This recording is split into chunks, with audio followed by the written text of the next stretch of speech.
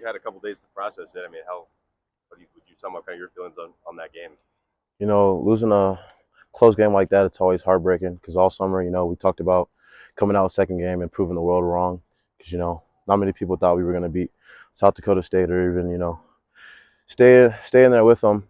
And last year, uh, a lot of people were saying, the trenches weren't where they needed to be or we didn't compete to that level. So I feel like second game, we kind of showed the improvement we made, but we got to keep doing that because we ultimately didn't win the game. You know, What did you so think was most improved from your standpoint and then the whole offensive line? this game we came in with the mindset to be physical. I feel like we did that.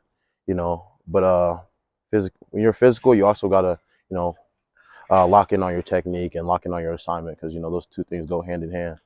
So I definitely think we brought the physicality to the game, but we definitely need to improve on the mental aspect. So. Were those some of the only positives that you guys took the physical part, or is there any other positives you want to take from The whole game, I don't think anybody gave up. I don't think anybody stopped believing. It was a full four-quarter game. It came down to the last play of the game. So, I'm real proud of my team and the offensive line how we battled the whole game. Didn't give up, but at the end in a close game like that, we got to come out with the win. I guess how are you guys going to use it as fuel now for the rest of your regular season, just looking ahead of this Saturday, how you guys get your minds right? Right. So, Saturday we had a lot of missed opportunities. We got to the goal line twice and had to settle for field goals, and scoring touchdowns there could have been a big turning point in our game. So, we can't be content with anything. We didn't win the game. We're not happy about that. So, we just got to keep improving. Because if we want to end up in Frisco and winning that national championship, and to do that, we got to keep getting better every day. You guys work on anything today, or are you planning to work on anything about the false starts and trying to limit those going forward? Yeah, we're working on our new cadence. It's we got to make sure everybody's on the same page. So when we ultimately get back to playing them, we can be locked in on that snap count. Was the crowd noise a big part of that, or were there other things you think that contributed? No, it's 100%. The crowd noise, but we're supposed to be prepared for that. As an offense, we had 8 false starts, and we can't do that if you want to be successful and win versus the #1 team in the country. So we gotta improve on that. Tommy went down that second half. Sean kind of taking over those last few drives. How do you think he kind of handled that extra? I feel like we kind of have 2 starting quarterbacks on our offense. So when one goes down, it's expected for Sean to come in and take care of the offense. I feel like he's a great leader. He took over what he needed to. We just couldn't pull it out at the end. So I was proud of the way he handled that.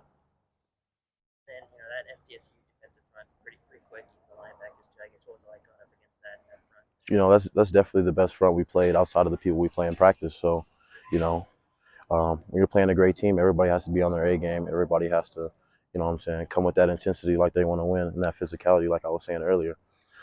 But yeah, going against SDSU is definitely a challenge. They're the #1 team in the country, so yeah. What kind of? What kind of went through your mind on that final play or the Cleveland overturned touchdown? I don't really like to get into that last play because a lot of things led up to that last play. We shouldn't have to depend on a ref, signaling that a touchdown or not signaling that a touchdown. Because like I said earlier, we had 2 opportunities on the goal line where we didn't score or we had false starts or do this and that. So we shouldn't have to be in that position. So when it comes, we just kind of leave it in the ref's hands and leave it at that and get back to work. So. How much confidence does I think you guys didn't win, obviously, but it's got to give you guys some confidence moving forward for the rest of the season? We were playing against the #1 team in the country. We see where we're at, and we see I feel like we kind of shot ourselves in the foot. I don't think it was necessarily what they were doing, but the mistakes that we had on our own side that caused us to lose. A team can't play against the #1 team in the country and have 8 false starts and expect to win.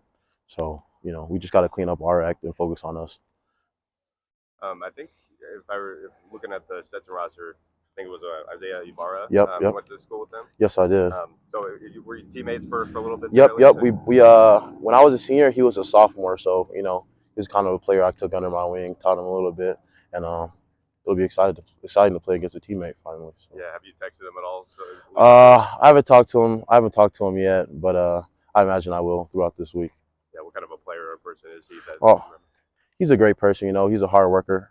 I haven't actually seen him in about over a year or so, but you know, what I remember, he was a hard worker. He put his team first, and can't wait to see him out here on Saturday. And just last one for me, but how do you feel like you've grown and improved since last season? You know, I can always get better. There's certain things I've honed in on, certain things I got better on, but you know, that's not what my mind's set on. I'm focused on the mistakes I made. Like I made quite a few mistakes this Saturday, and my main goal is trying to fix those.